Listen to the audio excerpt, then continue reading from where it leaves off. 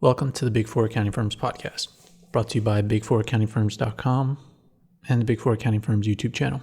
Today we're going to be talking about some more measures that the Big Four accounting firms are taking as it relates to COVID-19. E&Y just announced that they're going to be mandating people take leave in the UK at the end of May. They're telling their employees to take leave starting May 26th, going until May 29th.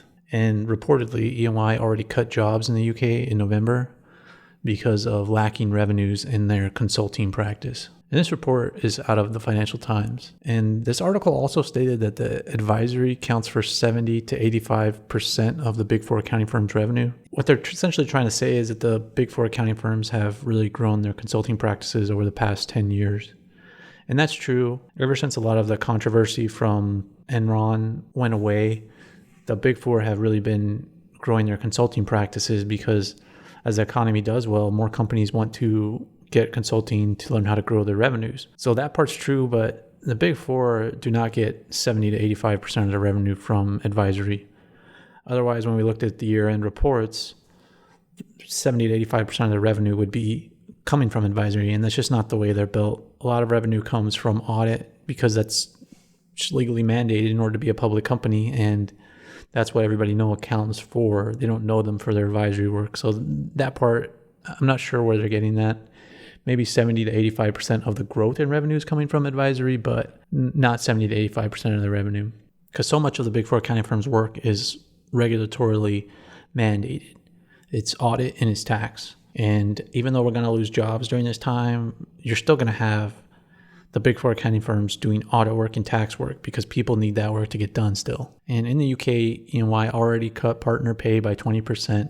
And according to the UK leadership, E&Y is doing everything possible to prevent furloughs, layoffs, and salary cuts. And another measure they're taking in the UK is that they're telling employees to take 75% of their annual leave by August. I'm sure this is to prevent people's utilization from going down. They know people aren't going to have a ton of work to do, so they rather have them take this time now and prevent the financials of the company from looking really terrible. But I'm not sure this is going to be enough. They're doing as much as possible, but as you see, they're taking multiple steps upon multiple steps, and every month we go, there's additional steps that the Big Four accounting firms are taking, and the economy still has a long ways to go, in my view. And I'm not being negative, I'm just being realistic, because a ton of jobs have already been lost or people have already been furloughed. Not necessarily in the accounting firms, but in the other businesses. And business owners aren't going to feel comfortable hiring those employees back. So wages will be reduced in the economy, and that means people will have less money to spend. And this just means less revenues all the way around for every type of business. And some businesses will also go out of business. So that's just fees that the Big Four accounting firms won't get. In addition to this, you're going to have consulting revenues going down because companies are just going to have less money to spend overall. So all these things are going to impact the economy, and I don't see a way that doesn't impact the Big Four to the point to where they have to lay people off because you're just going to have so many people without work to do. But there's always an upside, right? Like things are going to turn around at some point, but we have to establish the new baseline before that happens. People have to get used to people being without jobs, and then those jobs have to slowly come back. Revenues have to come back, earnings have to come back, and that just hasn't happened yet. The new baseline hasn't started. We don't even know how COVID-19 is going to shake out, let alone the impact on the economy. So there's a lot more to come, and things will turn around. They just haven't turned around yet.